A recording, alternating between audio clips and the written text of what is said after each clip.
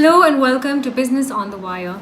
As the economy slowly makes an effort to rebuild and restart, the core of it, or the backbone of it, will be what happens in terms of infrastructure development and, of course, on infrastructure projects. Is there enough happening on the ground, both in terms of liquidity and whether or not enough impetus is being given to these projects? Joining me now is someone who's been tracking that space for decades and understands it better than most of us, Vinayak Chatterjee, who's chairman and co-founder at Feedback Infrastructure Services Private Limited. Vinayak, thank you very much for joining in. First, the burning issue, which I think a lot of people are sort of trying to unpack right now, which is what the negative impact of this India-China situation could be in terms of infrastructure investment or infrastructure development. Look, the infrastructure sector is not necessarily a great importer of parts or machinery from China. I think the one sector that has a great China exposure is the power sector, where at the height of the in the 2004 to 2012 period, when there was a boom in thermal generating plants, there was a huge amount of capex ordered on China, which is boilers, turbines, power generation equipment. And later on, it swung towards ordering solar panels, etc., when the renewable phase started. But so far as coal generation is concerned, there are really no new projects now. So that dependence on China is not there. And so far as solar panels are concerned, there is still a fair amount of dependence, but there is also a fair amount of capacity that's come up in the country. So I'd say that other than, let's say, stuff like a complicated piece of machinery called a tunnel boring machine, which does underground digging for, tunnels in the Himalayas or for metro rail, stuff like that, and some metro rail coach tenders that have been won by the Chinese, there is no great dependence on China in the Indian infrastructure sector. Even financing, they used to do when we used to buy their big capex. Now, if you're not buying their capex, then financing also drops away. A large portion of the infrastructure sector going forward, which is roads and highways, minor and major irrigation, railway track and electrification, water works, Ganga, the river linking, are all largely civil engineering related, where the country is pretty self-sufficient. So I wouldn't worry too much at this stage about the China fallout in the Indian infrastructure sector. We have other issues to worry about, but not China. So we do. Part of the conversation, Vinayak, is also switching towards strategic infrastructure. There is, or there seems to be, much more talk about what to do in terms of border infrastructure. Do you think that's going to be the slight tilt of the conversation over the next few months? Certainly, yes, because what happens in situations like these is that you want to marshal forces in a much larger way around the borders. And as you can see, there are newspaper reports today that there are jet aircraft buzzing over Leh, and the convoys are going on the Srinagar-Leh highway. So there will be a certain degree of emphasis on the border roads that is traditionally handled by the army, the BRO, the Border Roads Organization, and therefore certain contracts will come. But I think you're right. There will be a degree of attention to creating air bases, access roads,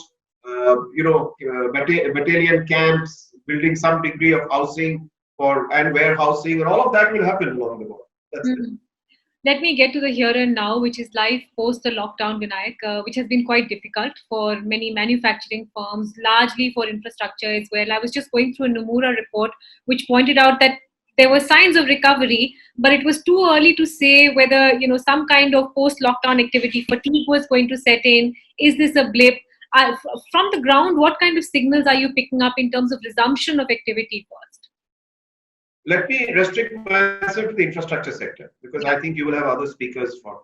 But what I hear is that most sites that were ongoing projects before COVID hit are stirring to life.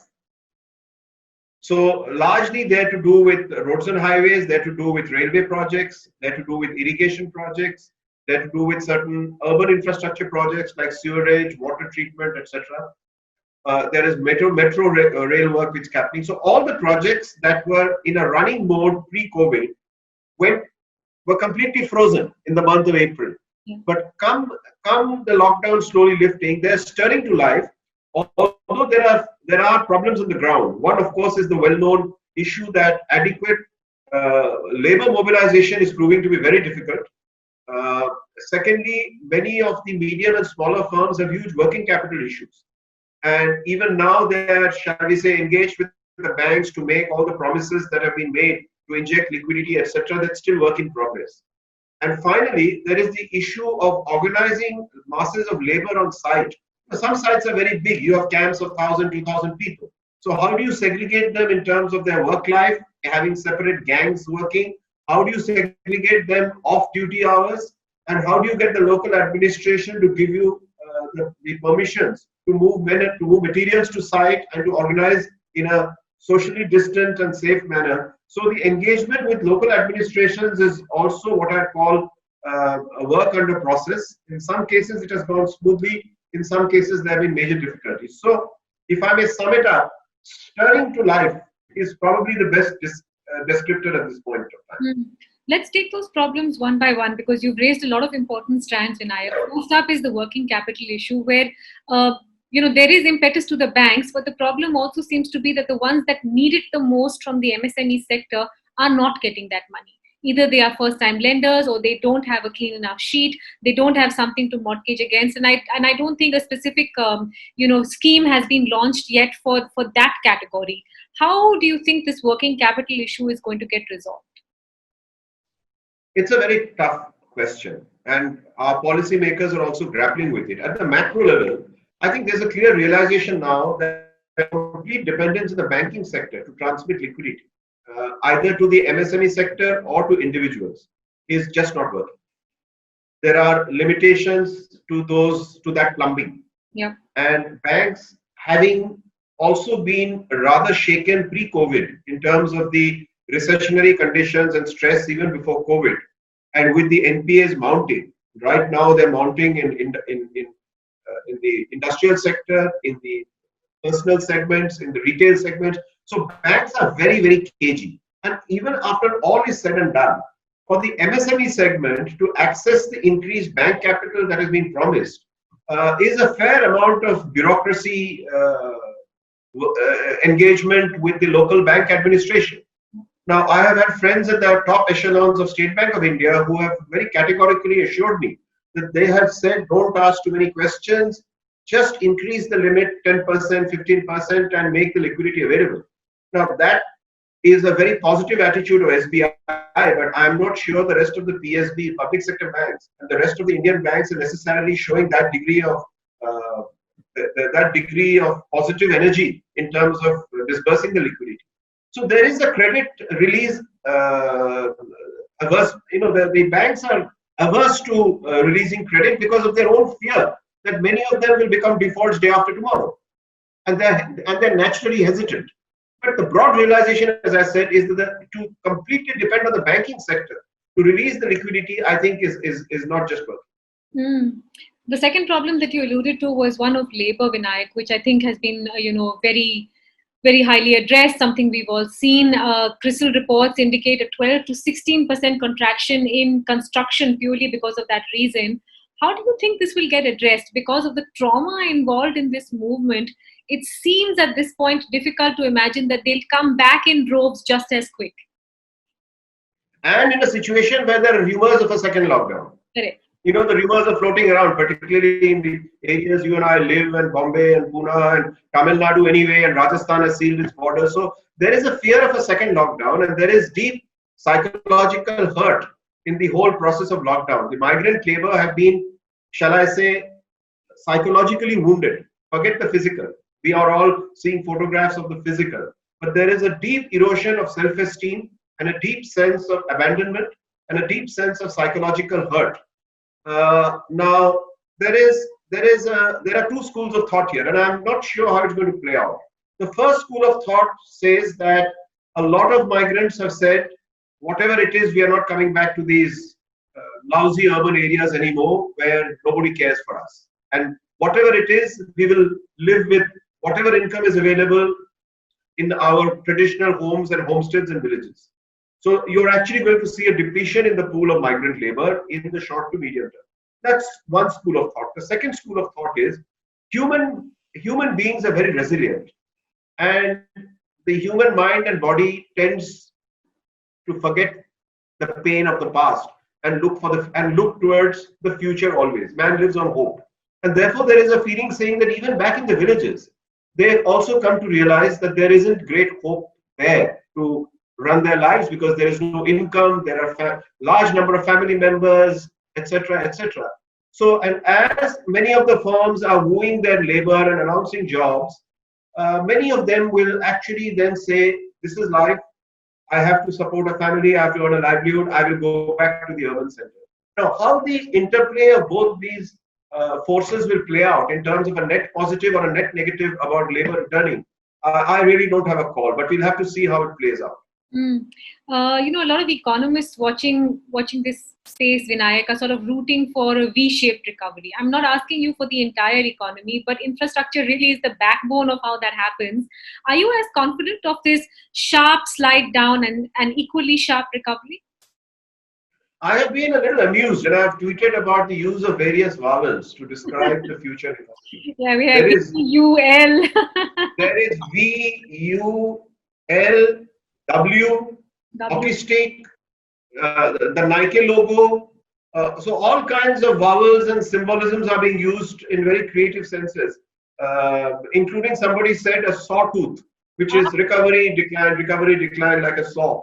But anyway, I would put my money on a slow and gradual recovery because there is nothing that has been done to radically transform demand, which is going to revive the economy. So it's going to be we have fallen into a deep hole. It's going to be a long and slow path to clambering up again. And to my mind, it is a medium-term exercise where quarter after quarter, you may see GDP slowly increasing by 1%, 2%, till it hopefully reaches the magic figure of 7 and 8% again that India has once been used to. It's a long haul and I'd give it half a decade. So I am not a votary of a V-shaped curve. I am in favor of a long, slow climb up and a very hard climb at that because a lot of things have to fall in place. However, I have been arguing on a lot of public platforms, including on media and on CII platforms, etc., saying that the conditions now demand a very large public works program. If you want a quicker recovery of the economy, I mean, whether you want to call it Keynesian or you want to call it the New Deal after the Depression, or whether you want to call it the Marshall Plan after World War II in Europe, which is the rebuilding of Europe, what India needs today is a very massive public works program. And if you allow me, then I will share with you some seminal perspectives that I have shared with some leading policymakers and economists as to what I feel the economy needs.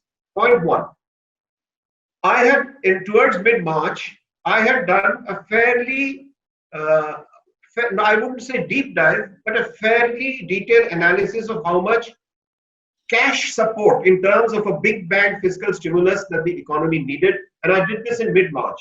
And I will tell you what my analysis came to then. It came to the economy immediately requiring 30 lakh crores, which is 14% of GDP. If you take GDP at 220 lakh crores, then 14% of that is about 30 lakh crores. Now, I do know that there are countries that have gone up to 20% fiscal stimulus on GDP, and there are countries that have come down to fairly low levels. Now we understand that the entire fiscal package that has been announced has actually increased. The fiscal stimulus is somewhere around 1.5 or 2. And here I am arguing for 14%. Where do I get this 14% now? I have 7 broad heads, and none of them have been, shall I say, commented on as illogical by very senior economists, policymakers, including the chief economists of some very large banks and some of our friends who are in influential policy circles even today. DISCOM relief, 2 lakh crores. Infrastructure public works, 10 lakh crores. Misery alleviation, which is direct benefit transfer or UB, universal basic income, 3 lakh crores. Healthcare infra, 1 lakh crore. Support to states because of the lowering of the GST and states collection. Support to states in the next 1 year, 6 lakh crores. Financial sector liquidity injection, 5 lakh crores. And MSME and sector specific liquidity, 3 lakh crores. All of this adds up to 30 lakh crores. Now, the question therefore is, in the early days when people heard 30 lakh crores and 14% of GDP, they fell off their chairs. But when you saw countries that have done 20% and countries that have done 4% and Singapore and others that have done 10%, and looking at the state of the economy today, I don't think it is such a, it is something that will make you fall off your chair again, saying possibly 14% of GDP equal to 30 lakh crores, big bang stimulus package is what we require to get the economy up and revving. Now, how do you do this? The question is, I have also been pointing out that we have been caught in the trap of only looking at the economy through the lens of the consolidated budget of India, what is called the Consolidated Fund of India, or in popular discussion, the Union Budget. Yeah. Now, here is a once in a century black swan event, or a huge black swan event that now needs us to break off from the traditional mode of linking everything to the Union Budget and thinking outside the box. And when I say thinking outside the box, I mean opening up a second box. What is the second box? The second box should be called a National Renewal Fund. The National Renewal Fund should raise 30 lakh crores. And the Consolidated Fund of India should just bother itself with the day-to-day accounting that keeps the nation going. Salaries, wages, interest, defense, PDS, fertilizer subsidy. These are housekeeping accounting which the budget should do. But this great task of public works and injecting the 30 lakh crores in terms of the 7 headings that I read out to you earlier should be the job of the National Renewal Fund. And the simple answer, and I'm going to now wind down my rather long speech, to say that the National Renewal Fund should be a 50-year fund, first 10 years moratorium, and then from year 11 to year 50, there should be a 1% cess on direct and indirect taxes, and we should have a clear plan of how to exit this fund. Can we raise 30 lakh crores? The answer is yes. 60% through domestic printing of money by the RBI, 40% by borrowings from friendly international developmental institutions.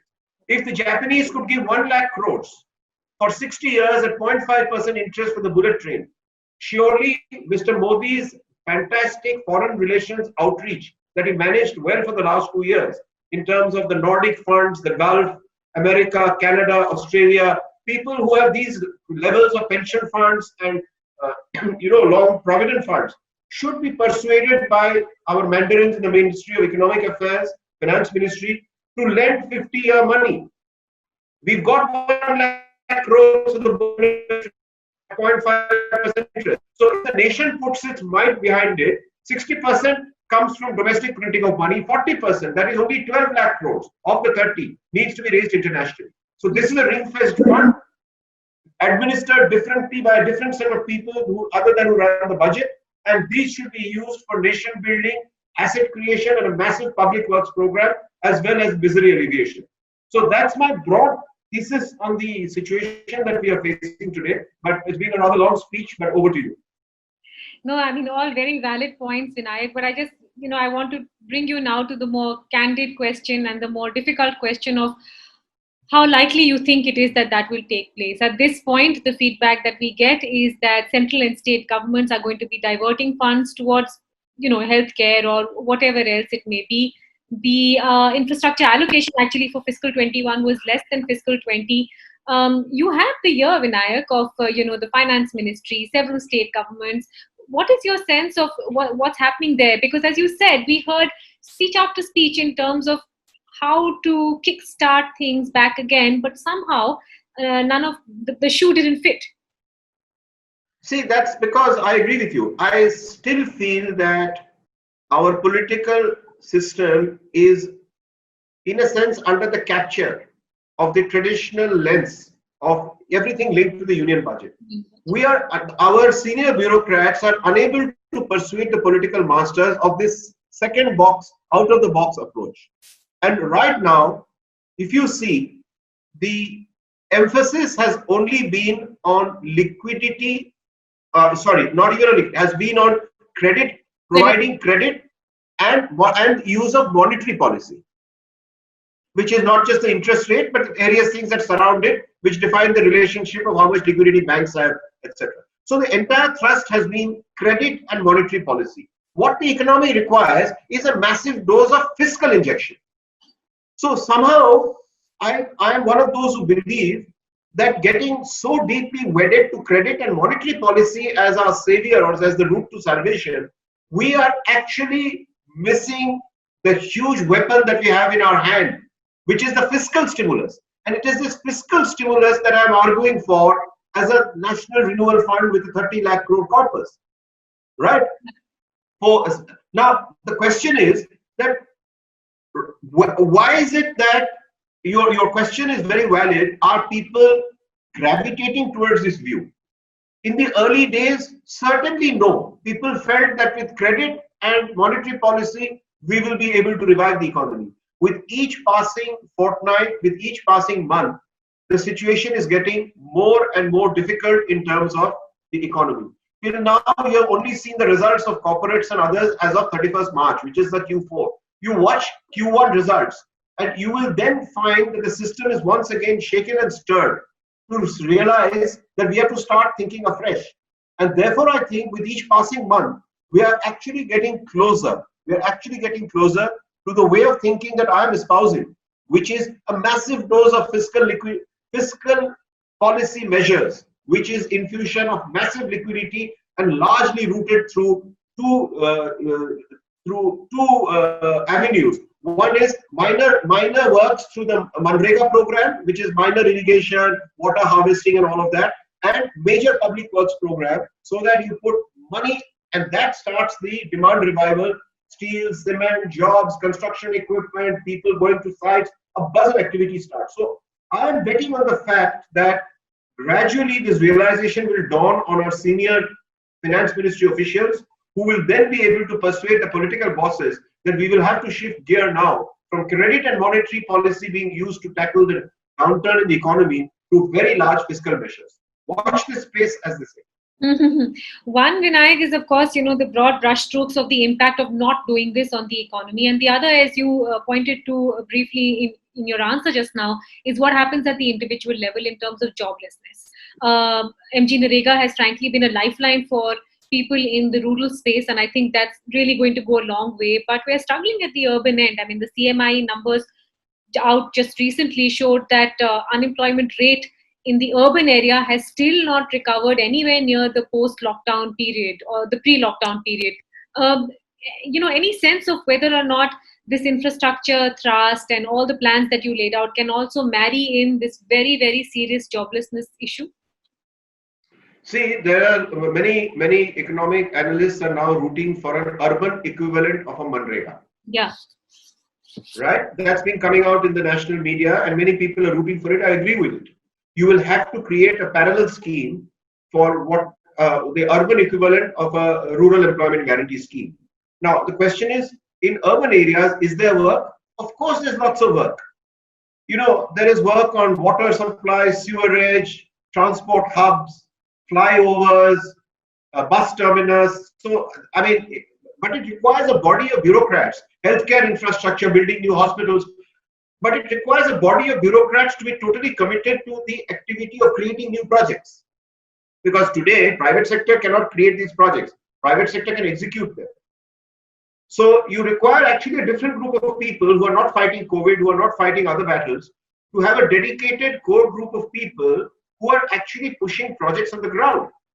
While it's true for urban India, I have the same issue for Manrega. Actually is very minor works in and around the villages. A little bit of a country road here, a little water tank there, some minor irrigation ditch. But what this country needs, in fact, I had drawn up a list of some of the major public works programs that could be unleashed.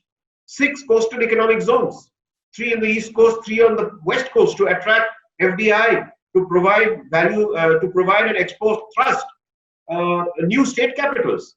We have now realized that places like Mumbai and Patna and all could actually move away and create an anchor tenant. So new state capitals, Mumbai, Patna, Lucknow, Bangalore, in Haryana, create new state capitals. River linking projects, Nal Se Jal, 15 new AIMs over and above the traditional highway, railway kind of public works. So there is a lot of opportunity for public works, both in rural and urban. But what we now require is a dedicated corpus of officers who are told to push and implement these projects in record time. I find that missing. There's one here in this entire reboot and restart process, Vinayak, which is environment versus expansion. These reports have come through for a couple of reserves. These reports have come in from the Jharkhand government now moving the Supreme Court, challenging the center's move in terms of auctioning those blocks without taking into consideration, environment and socio-economic issues. Do you think that's going to be a tricky one to sort of navigate, where this rush to start opening up industry might come at the cost of very might come at a very heavy environmental cost? It's actually an unnecessary debate because India has such vast tracts of land available, which have nothing to do with the environment. I mean, they're not reserve forests and they're not green belts. There's wasteland available across the country. You just have to sit in a railway carriage and look outside the windows to know how much fallow land there is in this country. Yeah. So this debate between will development be negative to the environment is probably there for a very minor number of cases. Some hydroelectric projects where the river is dammed or tamed, certain areas where a particular road goes through a reserve forest, like happened in Madhya Pradesh in that Pench National Park area or somewhere else, they can be rerouted. We can actually have large solar parks in the deserts of Rajasthan without having to upset any natural resources. So I think it is only a very few specific cases where this debate is relevant. I would say 5%, 3 to 5% of the total projects that are anyway on the drawing board. And for that, the debate is not really worth it. They can be addressed separately. And God forbid, if the environment issue is important, those projects can be abandoned. But what about the balance 95% that don't have environmental issues? Let's get along with them. Let me ask you, Vinayak, because you've been watching this space for decades now. On balance, how do you feel about the next couple of months or even the year ahead? Are you optimistic? Are you feeling quite concerned? Is this something you haven't seen before? I have not seen this before. I have lived through various down cycles in business life, Yeah. Arising out of macro events. I am very, very concerned that there is a constellation of forces that is leading to a downward spiral. And when there is a downward spiral, you don't tweak it. You attack it with a sledgehammer. You want to hit that downward spiral with a sledgehammer and then turn it around. Now, I am not seeing the evidence of any sledgehammer, and therefore much of my raving and ranting about a national renewal fund and 30 lakh crores and 14% of GDP is in one way trying to say, guys, we need a sledgehammer. That is the sledgehammer. Wield it. Wield it with a 50-year fund, wield it with massive public works and putting money in the hands of people through project work in urban and rural areas. Unless that is done, the sheer misery that is evident today in the hinterland of India, in Bharat, if we don't use that sledgehammer, we're going to have a very, very long haul ahead where the effective constraint will not be supply, it will be demand. Today, much of the discussion is about will factories start, will labor come back so much, and will credit be available. Let's assume that labor comes back, credit is available, and factories start humming. But for humming for what? I know a lot of friends in Delhi who own factories across different products and goods, and they're saying they're not even willing to start their factories for the simple reason that the pipeline up to from the distributor to the retail level is chock-a-block, and there is no offtake. So the real issue facing us is demand, while most of the conversation is about spurring supply. And very soon supply will start sputtering. People will be running their factories at 20-30% because of lack of demand. So the real issue is use the sledgehammer to bust the downward cycle and turn it into a positive virtuous cycle by using the sledgehammer of fiscal intervention, out of the box thinking, a second box, a national renewal fund, very large public works programs in urban and rural areas. If this is not done, I will continue to remain very concerned. And if it is done, then my concern will transform to hope.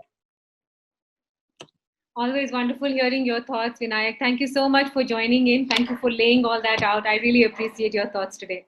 Thank you.